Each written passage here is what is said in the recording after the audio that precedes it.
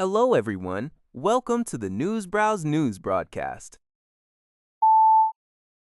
According to City News Everywhere, Statistics Canada reports that British Columbia has lost over 40,000 jobs in the first 4 months of the year, with more than 11,000 full-time positions disappearing last month alone.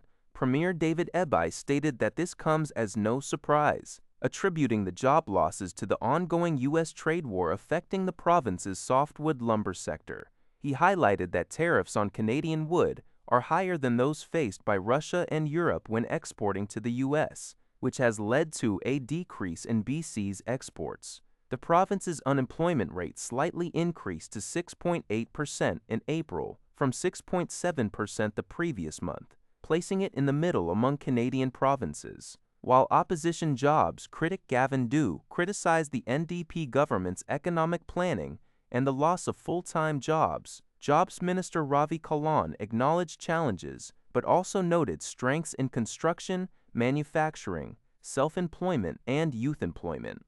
Looking ahead, Premier Eby expressed optimism that the 2026 FIFA World Cup will significantly boost the hospitality and tourism sectors, attracting global visitors and business leaders. For long-term growth, BC is investing $250 million in trades training to be matched by federal funding to support skilled trades for major capital projects.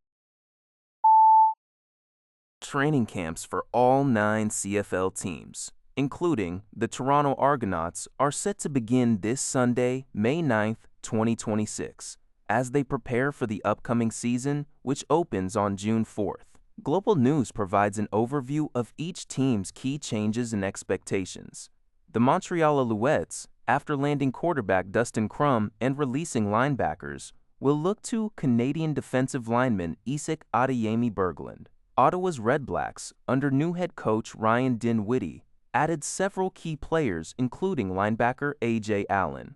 Hamilton Seas veteran quarterback Bo Levi-Mitchell returned for his 4th season, backed up by Trey Ford, with significant additions to the receiving corps. Winnipeg welcomes back Brady Oliveira and Zach Collaros, bolstering their roster with Tim White and new linemen. Saskatchewan's Grey Cup winning team has some holes to fill due to player departures, while Edmonton's Cody Fajardo and running back Josh Rankin aim to improve offensive output. Calgary faces quarterback questions after P.J. Walker's retirement and lost several key defensive and offensive players. The BC Lions will rely on Nathan Rourke, with Darnell Sankey adding defensive strength, despite losing offensive lineman Jarrell Broxton. This report is from the Canadian Press, first published by Global News. According to CTV News, Toronto FC recently played Inter Miami at the newly renovated BMO Field in what served as a crucial dress rehearsal for the upcoming FIFA World Cup. The stadium's capacity was expanded by 17,000 seats to accommodate a sellout crowd of approximately 45,000 fans, meeting FIFA's minimum requirements. This match marked the final home game for Toronto FC before the World Cup begins next month. Canada is scheduled to open the tournament on June 12th against Bosnia-Herzegovina, with BMO Field temporarily renamed Toronto Stadium for the duration of the event, which will be co-hosted by the United States and Mexico from June 11th to July 19th. Global News reports that the municipal water supply in parts of Greater Sudbury, Ontario, has been confirmed safe to drink following additional testing. Public Health Sudbury and districts announced on Saturday that new test results from Public Health Ontario have verified the water quality. This positive confirmation comes after a boil water advisory was lifted on Friday. The advisory had been in effect since Wednesday for residents in New Sudbury, Sudbury, and specific areas of Garson and Falconbridge.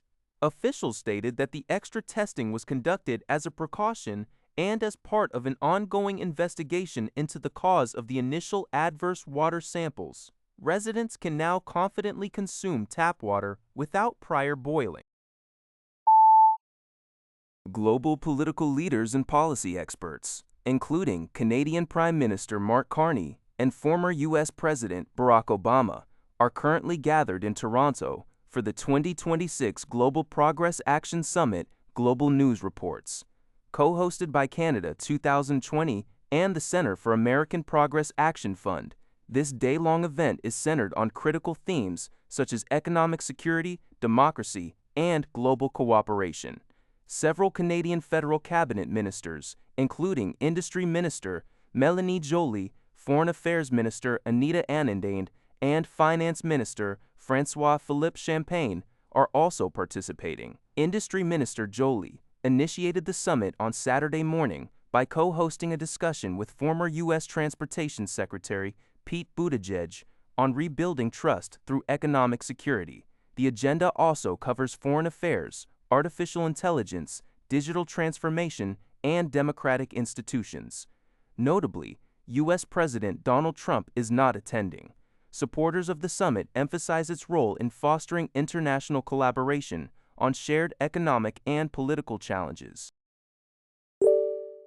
That's all for this video.